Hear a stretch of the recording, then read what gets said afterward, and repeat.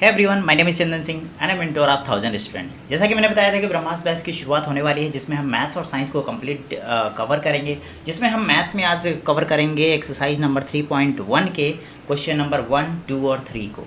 ठीक है, चूँकि वीडियो काफ़ी लंबा हो जाएगा इसलिए इसमें 3 क्वेश्चन को ही कवर किया जाएगा, बाकी का अगले वीडियो में। चलो शुरू करते हैं आज का वीडियो।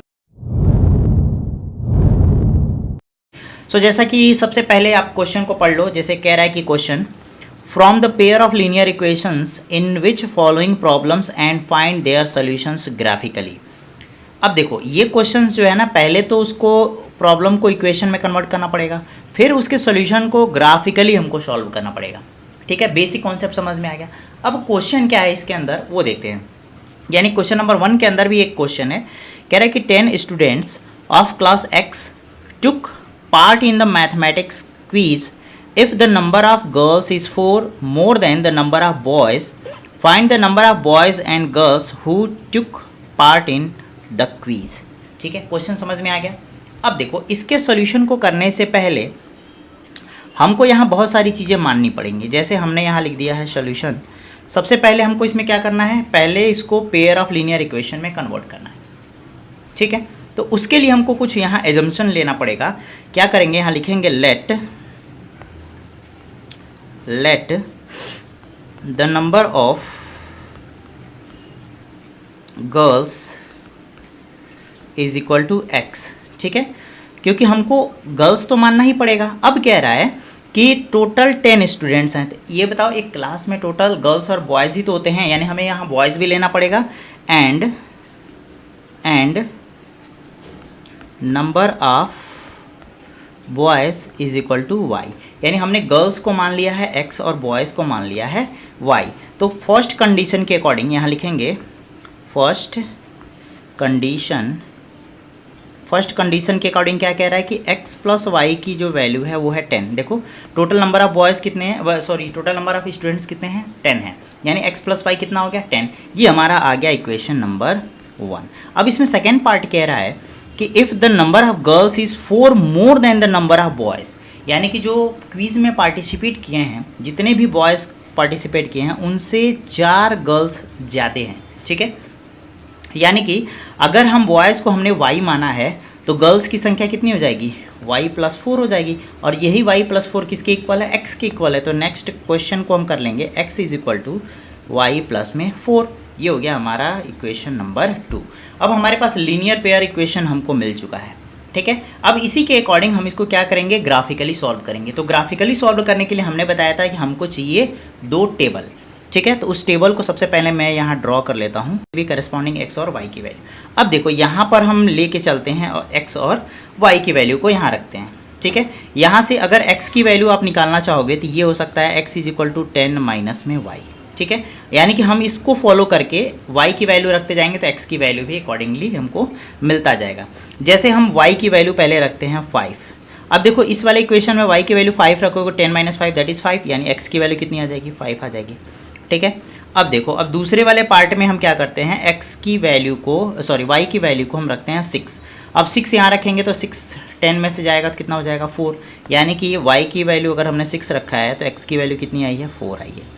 ठीक है, अब 2 वैल्यू से भी फॉलो कर सकते हैं, या फिर अगर इसकी y की वैल्यू को अगर हम 4 रख दें, यहाँ 4 रखेंगे तो x की वैल्यू कितनी आ जाएगी, 6 आ जाएगी। तो यहाँ अगर 4 रखते हैं तो ये 6 की वैल्यू आ जाएगी। 2 वैल्यू रख कर भी निकाल सकते हैं, 3 वैल्यू को भी फॉलो कर सकते हैं।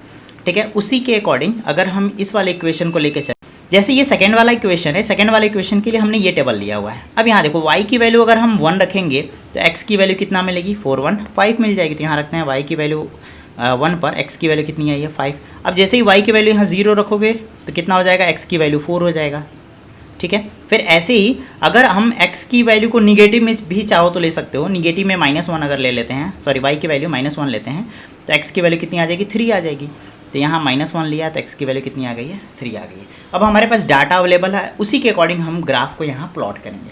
तो ग्राफ के लिए हमको चाहिए पहले x और y एक्सिस, y और ये है हमारा x।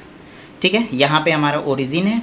यहाँ स्केल मानना पड़ेगा। स्केल क्या मानोगे, स्केल मानना है हम, जैसे अब चूँकि ये 1 यूनिट होता है तो हम क्या करेंगे, 0.5 को हम मान लेंगे कि ये हमारा 1 यूनिट के इक्वल है। ठीक है, तो हम यहाँ ले लेते हैं ग्राफ में कि 0.5 सेंटीमीटर बराबर हो गया 1 यूनिट के। ठीक है, फिर ये एक्स एक्सिस के अलॉन्ग हो गया, वाई एक्सिस पे भी यही मान लेते हैं 0.5 सेंटीमीटर जो है वो 1 यूनिट के इक्वल है। ठीक है, इससे हमारा थोड़ा सा काम आसान हो जाएगा। अब ध्यान दो, अब पहले ग्राफ के अकॉर्डिंग पहला ग्राफ कह रहा है कि x की वैल्यू 5 देन y की वैल्यू 5, तो हम यहाँ लेके चलते हैं। x की वैल्यू 5 कहने का मतलब है 1 2 3 4 5 यहाँ पे है। ठीक है, तो इसको मैं मार्क कर लेता हूँ, ये यहाँ पे आ गया। ठीक है, 1 2 3 4 सॉरी यहाँ पे आया है 5, इसको इरेज करना पड़ेगा। ठीक है, ये हो गया 5। फिर ऐसे ही y पे अगर जाना है, y पे भी 5 जाना है, तो यहाँ 1 2 3 4 एंड 5 ये हो गया।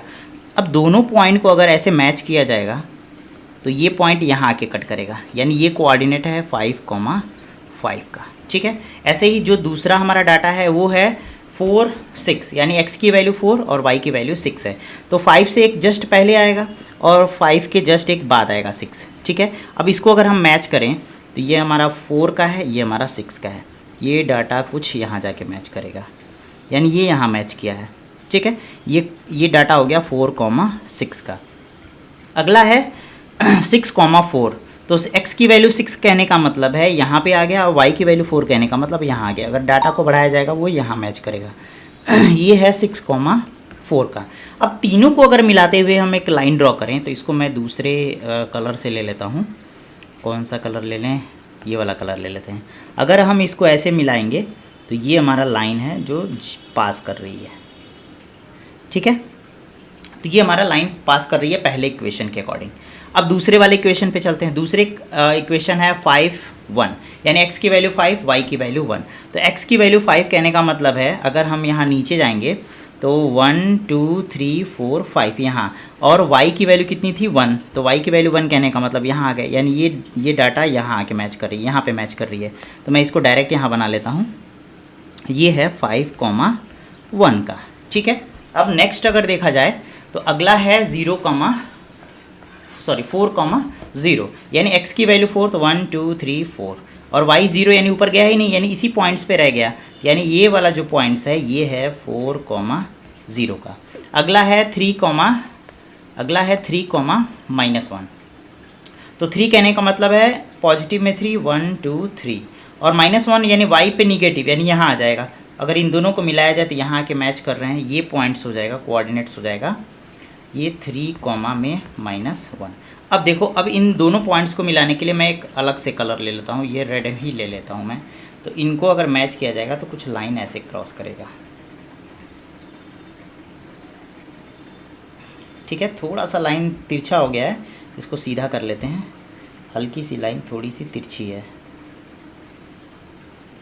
ठीक है, अब ये कहीं ना कहीं एक दूसरे को इस पॉइंट पर एक सेकेंड, ये दोनों कहीं ना कहीं इस पॉइंट पर कट कर रहे हैं, और इस पॉइंट पे x का ये कोऑर्डिनेट है, y का ये कोऑर्डिनेट है। y पे देखोगे तो 1 2 3 आया है, x पे देखोगे तो 1 2 3 4 5 6 7 आया है, यानी x पे 7 है और y पे 3 है, तो 7,3 जो है इसका सोल्यूशन हो जाएगा। यहाँ पे जो कट किया है वो है 7,3, यानी कि x की वैल्यू जो है वो कितना आ चुकी है, x की वैल्यू आ चुकी है 7, और y की जो वैल्यू है वो आ चुकी है 3, यानी नंबर ऑफ बॉयज़ जो हैं वो कितने हैं, 3 हैं। तो वही तो पूछा था, क्वेश्चन क्या था, कह रहा है कि find the number of boys and girls who take part in the quiz. तो नंबर ऑफ गर्ल्स कितने हो गए 7, और नंबर ऑफ बॉयज़ कितने हो गए 3। तो ये था हमारे क्वेश्चन का सोल्यूशन, जो कि है पहला क्वेश्चन। ठीक है, तो आपको सबसे पहले लीनियर पेयर इक्वेशन को फॉर्मुलेट करना पड़ेगा, फिर उसका जो डाटा मिलेगा इक्वेशन के अकॉर्डिंग उसको ग्राफ पर प्लॉट करना पड़ेगा। जैसे मैंने प्लॉट किया है एकदम वैसे ही आपको इक्वेशन को प्लॉट करना होगा। ठीक है, अब चलते हैं नेक्स्ट इक्वेशन पे, जो हमारा अगला क्वेश्चन है।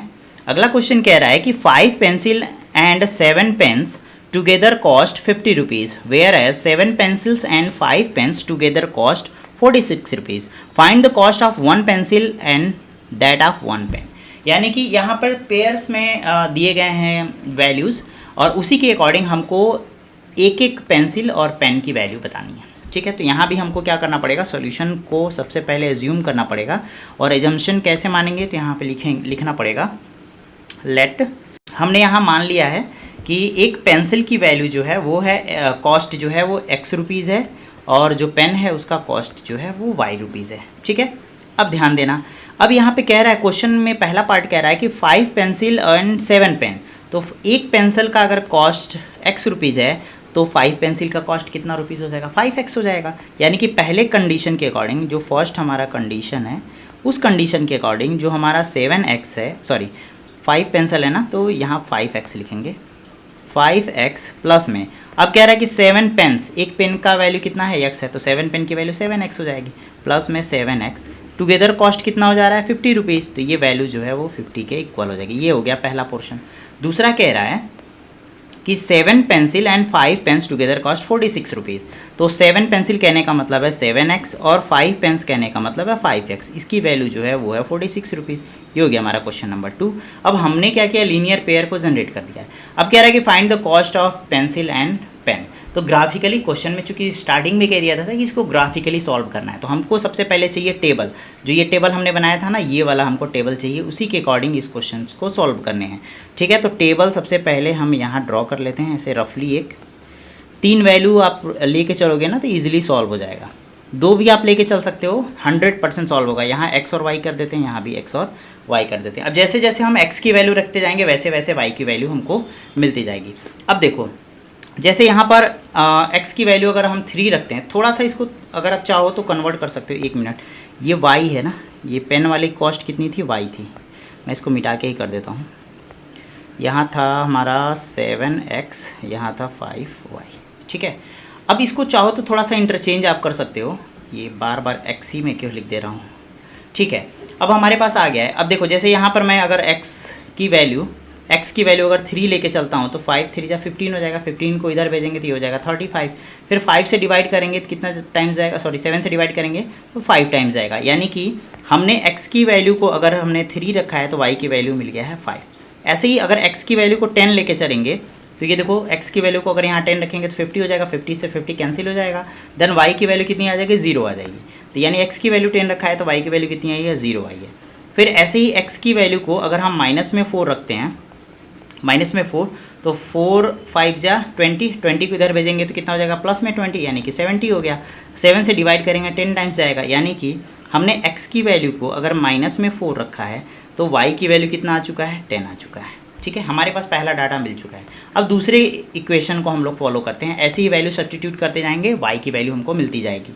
ठीक है, अब x की वैल्यू को इसमें सबसे पहले हम 8 रख के देखते हैं, 8 7 जा 56, 56 को इधर ट्रांसफ़र करेंगे तो कितना हो जाएगा, ये हो जाएगा माइनस में 56, सब ट्रैक होकर कितना आएगा, माइनस में 10, 5 से डिवाइड करेंगे 2 टाइम्स जाएगा। यानी कि अगर हमने x की वैल्यू को 8 रखा है तो y की वैल्यू आ गया है -2।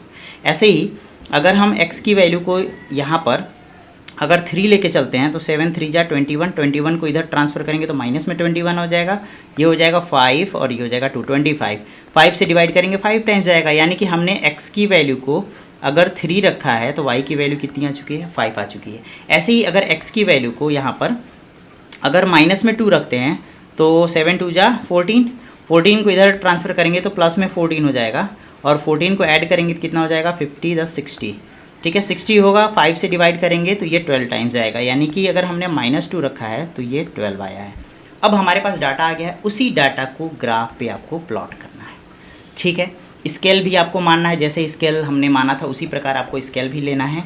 तो स्केल तो हमने मान लिया था, जैसे यहाँ माना था ना वही स्केल आप लोग लिख लीजिएगा, थोड़ा सा टाइम बचेगा। तो यहाँ पर हम लोग डायरेक्ट चलते हैं और अपने ग्राफ को प्लॉट करते हैं। जैसे हमने यहाँ पे इस इक्वेशन में x और y को हमने मान लिया है।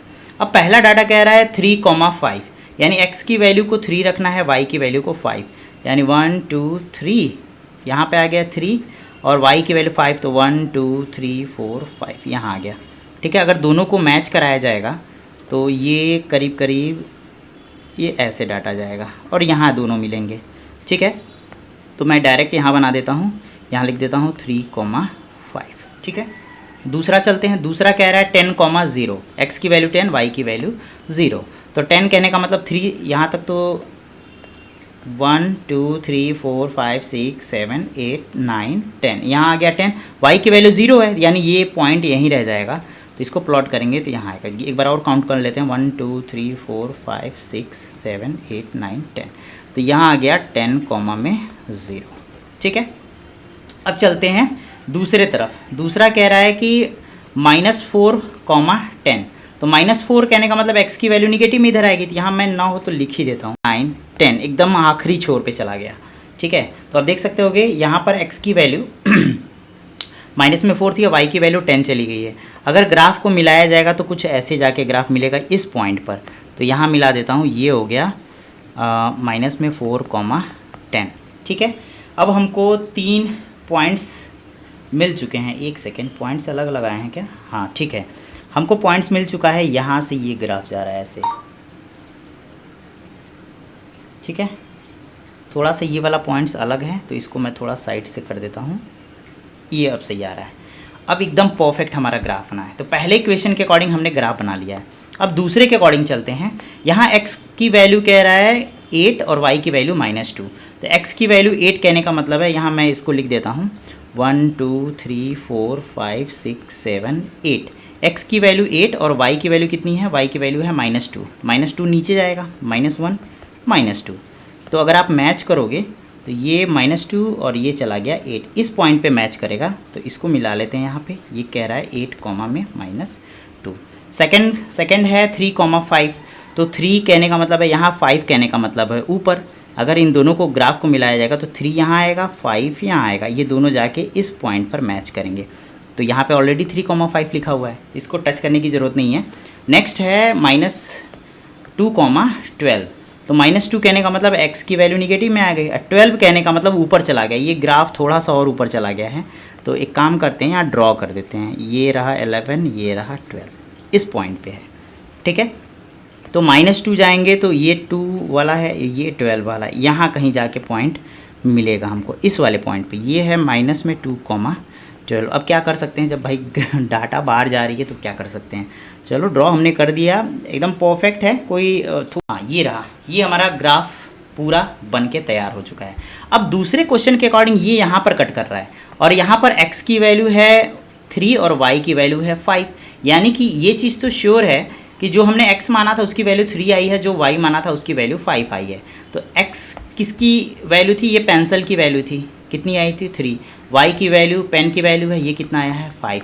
यानी कि 1 पेन का कॉस्ट जो है वो 3 रुपीज़ है और पेंसिल का कॉस्ट जो है 3 रुपीज़ है, 1 पेन का कॉस्ट जो है वो 5 रुपीज़ है। तो इसके अकॉर्डिंग हमारा क्वेश्चन जो है वो सॉल्व हो जाएगा।